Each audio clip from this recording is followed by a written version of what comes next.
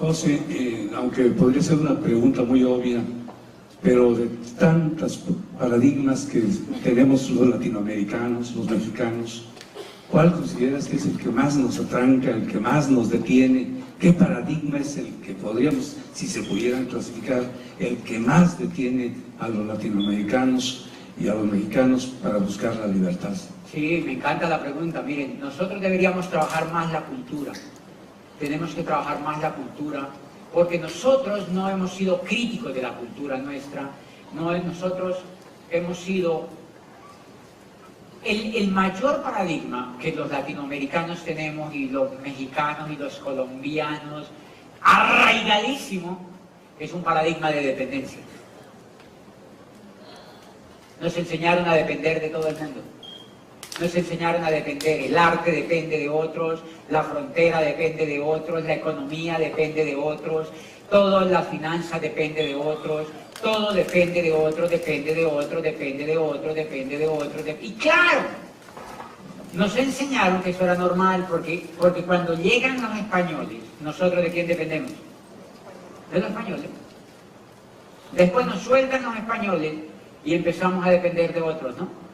Empezamos a depender de otros y siempre hemos venido dependiendo de otros, Claro que el mundo está interconectado, pero si ustedes se dan cuenta, la posibilidad es inmensa si ustedes se dan cuenta, los países dependen siempre de otros, pero los países pobres, que llamamos pobres, como los nuestros, muchísimo más.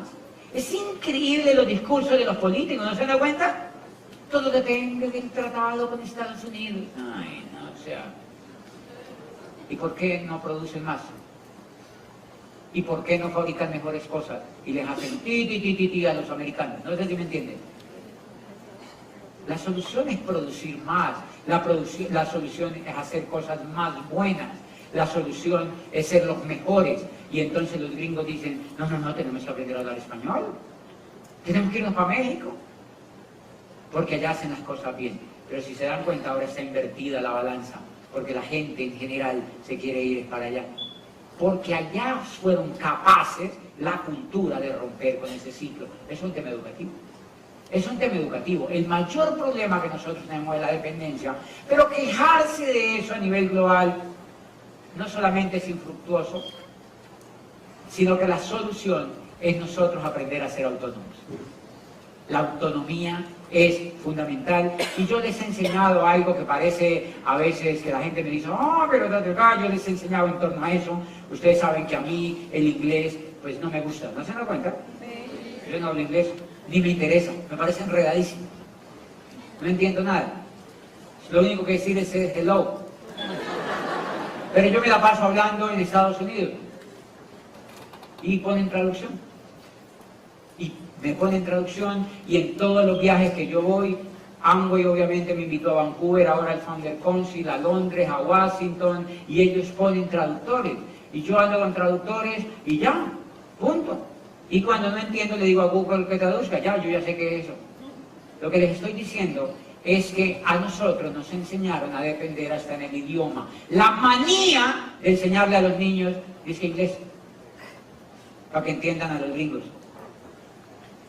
Entonces yo es lo que digo, no, a los niños lo que hay que enseñarles a ganar, a ser los mejores, pero en español, a ser los mejores en español, para que los demás quieran aprender a hablar español, no nosotros querer aprender a hablar inglés.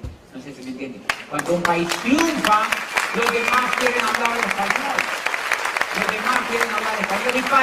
Y para mí, el meter a toda una generación a aprender inglés es un problema de su desarrollo. Es un problema de su desarrollo, señores. Que todos vamos a ser bilingües, pinche inglés. O sea, no tiene nada que... que a mí me gusta. Eso es otro tema. Eso es otro tema. Lo que yo les estoy diciendo es que un país no se puede meter en eso, porque eso es un síntoma absoluto de su desarrollo. Un país se tiene que meter en ser lo mejor, pero no podemos meter a todo el país. Tienes que hacerlo tú. No sé si me entiendes. El día que lo hayan 500 ganadores, y entonces ahí se pone de moda el México que tanto quieren oír. 15 minutos, mire, él es el dueño. Dale. Hola, José. ¿Cómo das el plan? Ah.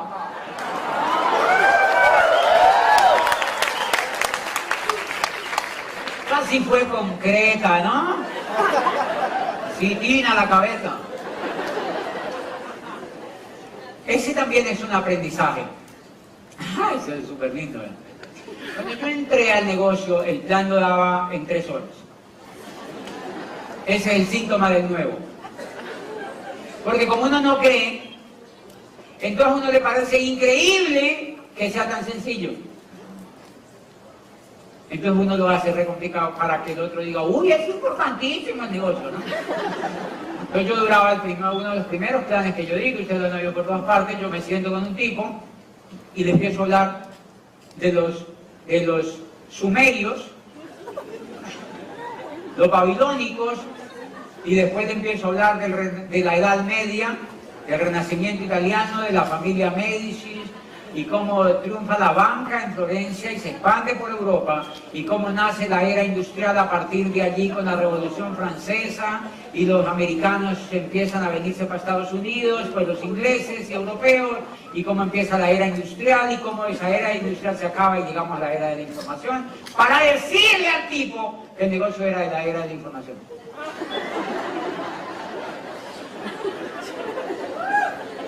Cuando me doy cuenta habían pasado 3 horas. Y el tipo ya estaba como así, obviamente. Entonces, al final, pues el tipo dice, eso me gusta, está interesante, pero yo no puedo hacer eso. Pues ese tipo es erudito. Porque la idea que yo le estoy dando es que esto es muy jodido de entender. Obviamente el tipo fue el primer muerto que yo tuve. Y no ha entrado todavía. En 12 años no volvió a entrar. Él no va a entrar nunca. Él no va a entrar nunca. Pero fíjate que el plan es un proceso de aprendizaje. Nadie te puede a ti a decir, da este plan. Ese es otro fenómeno del network. Porque el plan no es un tema del hacer, sino un tema del ser. Es jodido. No es una fórmula del hacer, es un tema del ser. ¿Qué es eso? En la medida en que tú eres, que tú crees en ti, en el negocio, y tú estás apasionado, ya el plan no importa. Y eso me he dado cuenta. Entre más crezco, el plan menos importa. Pero entender eso me costó harto tiempo.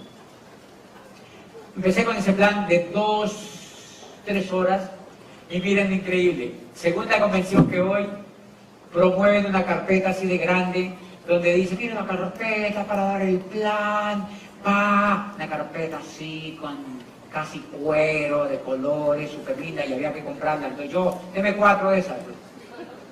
Compré las pinches carpetas y me voy para la casa con las carpetas.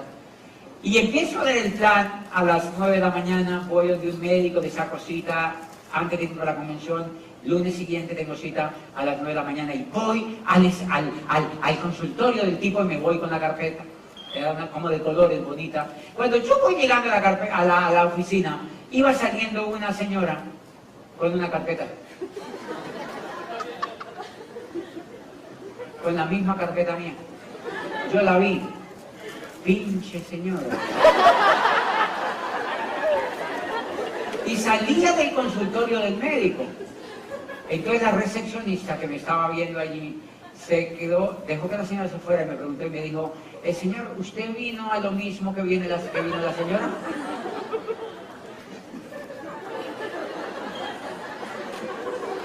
Entonces yo me quedé viéndole y le dije, no, yo vine a una consulta personal, era un urólogo, no mentira. Entonces yo le dije, yo vine a una consulta personal, una consulta médica. Y me dijo, bueno, pero ella no me creyó. Entonces yo, al ratito le dije, mira, cancélame la cita, por favor, dígale al doctor que me acaban de llamar de la oficina, me tengo que ir, mentira. Me tengo que ir. Y me dijo, no, ya lo va a atender. Le dije, no, dile que me tengo que ir. Por favor, que no me atienda. Me tengo que ir, ya me alivió la próstata. O sea, me tengo que ir.